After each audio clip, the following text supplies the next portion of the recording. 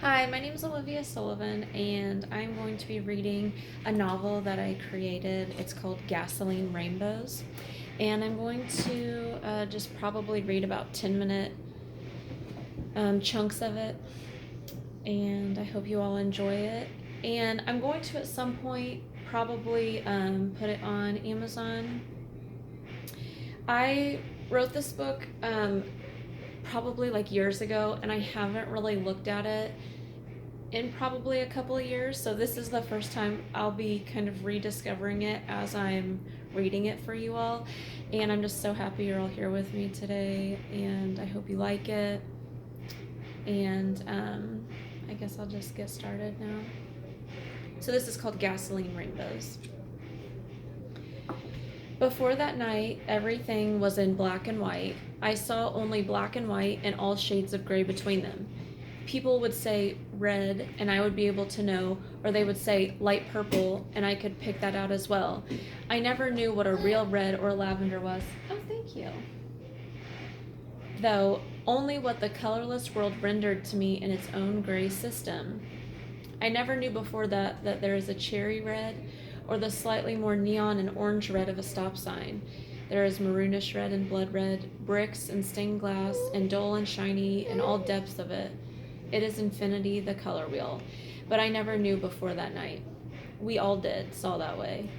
We never identified as colorblind because color had no concept to us, and we knew no difference at all. A teacher could say to me, "Hand me the yellow balloon," and I could. So could Jean and Fielder, Everett, and even Gabriel, I suppose. I never knew Gabriel until we were older. He didn't grow up with the rest of us, being from Miami. The first time we saw color, the tears were in our eyes, the lot of us almost blinded from the flood of information penetrating our virgin pupils. The tears weren't of joy or surprise or fear. They were physical. They were the physical symptom of our brains frying from too much too soon. You could almost hear the sizzle. It was being dunked into scalding hot water after sleeping the night naked in the Arctic. There was a real yellow, goldenrod, neon yellow, orangey yellow, brown mustard yellow. Gabriel held my hand. I took Jean's, and Jean took hold of Fielder. Then the earth caved in. My body was born on August 14th, 1981, in southwestern Alaska in my mom and dad's bed. She had been in labor for a long time, my dad told me, and cursed my nameless being the entire time. They were unmarried and had known each other for 10 months, 3 days, and 7 hours. He did the best he could to help her, but the things happening in the house that night spooked her. I've heard that when a baby is born in distress, the little thing is wrapped up in threads of anxiety forever, for her whole life. I've seen it now. The wolves and coyotes howled for a 10-mile radius, all in sync. As my head crowned, the stars bulged and pushed out their brightness a little harder for a sliver of a second. The radio turned on all by itself, and a choir singing the battle hymn of the Republic came blasting through. The night Jean was born, the moon made a full cycle in 3 seconds. The crows circled the treetops in flawless spheres. The night Fielder came to earth.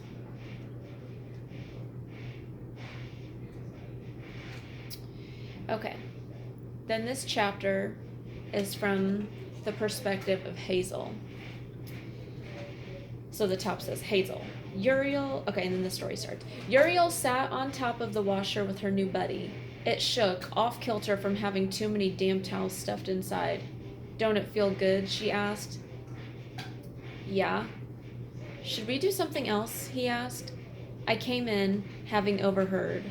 It was a clammy, stale, heavy room with a painted gray concrete floor.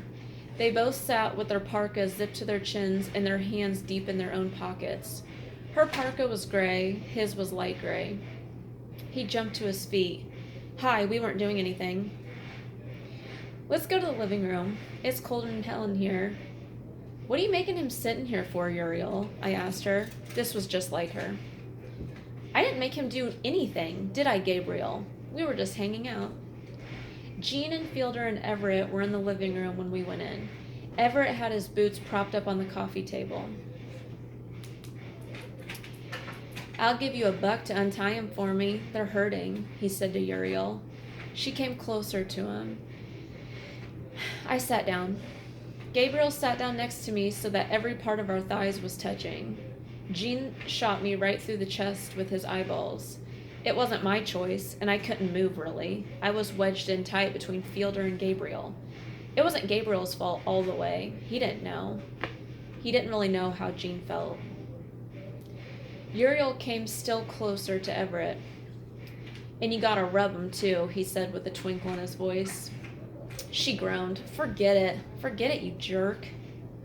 I smiled at Jean and made careful sure not to touch Gabriel back in the least. Jean lumbered himself forward to kick up the wood in the stove. It touched my heart the way he could use his bare hands to flip the unburnt bits further into the flames. He once let me paint his fingernails. Once. Just because I begged, but he wasn't too tough a sell. He wears work gloves all day long, so he didn't even take the color off. It just wore off after so long. The paint wore into the nail bed until it was erased. Our dad slipped in then. I could tell he was coming from the way the floorboards would creak. His face looked clean, except for the black lines bored deep into his under eyes. I thought it was dirt sunk into the wrinkles. Must have been. But I took a second look and saw it was just the stamp of age and sleeplessness and cold always hitting him head on. He just had on boxers and his snow boots. Uriel rolled her eyes. Dad, put clothes on. We have friends over, for Christ's sake, she hissed. You all gonna burn this wood up just sitting around talking? No, sir, was all I said. Looks like it. Looks just like it to me.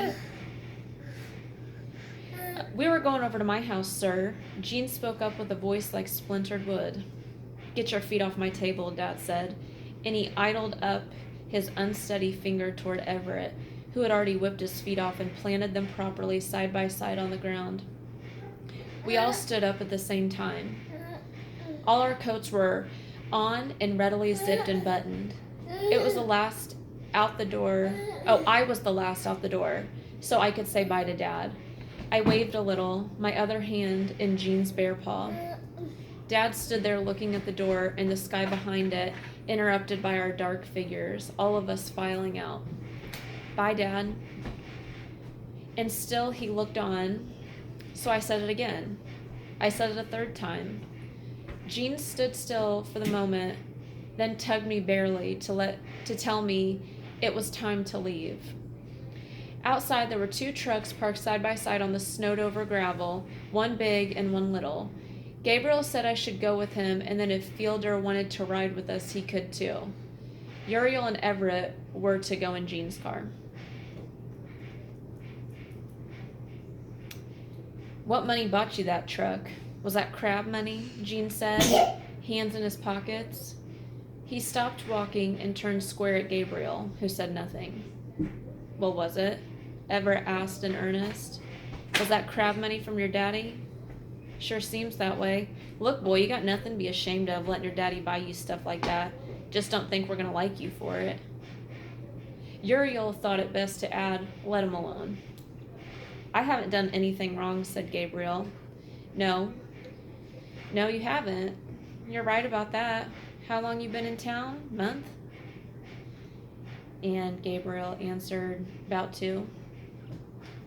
We have been here our whole lives. Our daddy's never got to be your daddy, though. Look, his boots ain't even broken yet. We all looked down to see that they, in fact, were still stiff leather, still shiny and smooth with perfectly black, unbroken soles. Jean pulled Everett back by the hood of his coat once. That'll be enough now. You all ride with whoever you want. Gabriel opened his truck door and announced that he was going home.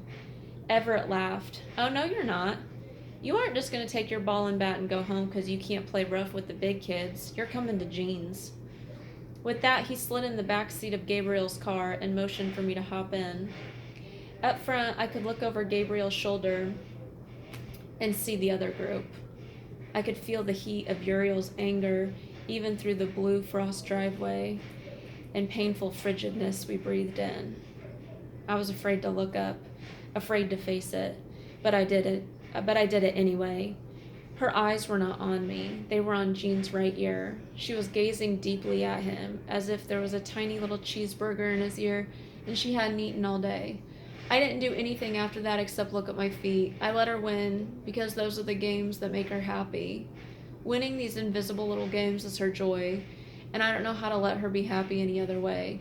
It's the reason she can smile knowing inside that there is a battle soon that she will be the champion of. And that's all right. Jean's house was more like us. It was warmer. We all got under blankets and sat on the floor and talked a lot, mostly about New Year's Eve, which was the night after this day. They wanted to have a party. Uriel and Everett and Gabriel and sort of Jean. Let me check your phone book, Jean. It's in the kitchen.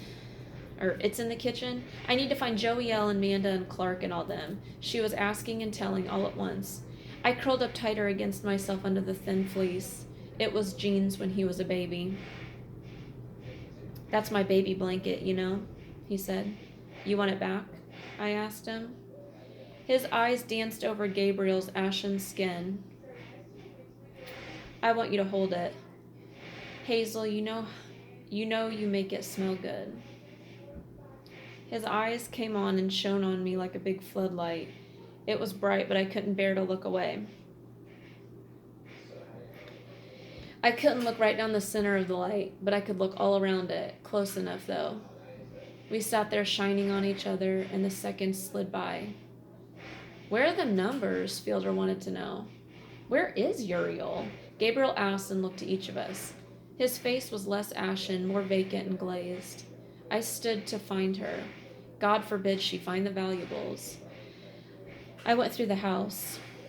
An ever so slight, ever so soft scratch and hiccup came through the door, one of the doors in the hallway. I opened the door of Jean's bedroom to see her sitting in front of the freestanding mirror he had propped against the wall. She was sitting legs crossed, watching her own face in the mirror as she sobbed. Her face screamed cherry red. Tears rolled down unashamedly, and she whimpered at her own reflection.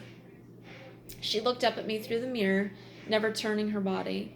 She looked at her reflection again, tenderly wiped her cheeks, and said, Damn, I am such a beautiful crier.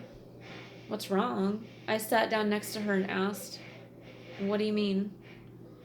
Why are you crying? You're sobbing. I see wet patches all around your collar there. Nothing. I just told you. I'm a pretty crier. It makes my eyes greener, I think. She looked at me, eyes twinkling and smile gleaming as the shells of king crabs do as they are hoisted from our frozen sea. Good enough reason as any to cry. The night passed on, and Jean was the only one who got up to slide more tinder to flame. He would resume his spot by Fielder each time and not look across the circle. The sun settled down under the horizon. The moon came on. It was a big, round, bleeding one. We didn't put any lights on besides the light that came off the wood stove. We all knew the others' faces. We didn't need to see those to know what the mouth looked like moving. So I'll just stop there. And I hope you're all liking it so far. I will make another video soon and continue on reading. So thank you all for listening and being here, and I hope you all have a wonderful day. Please let me know in the comments what you think. I'd be happy to read that.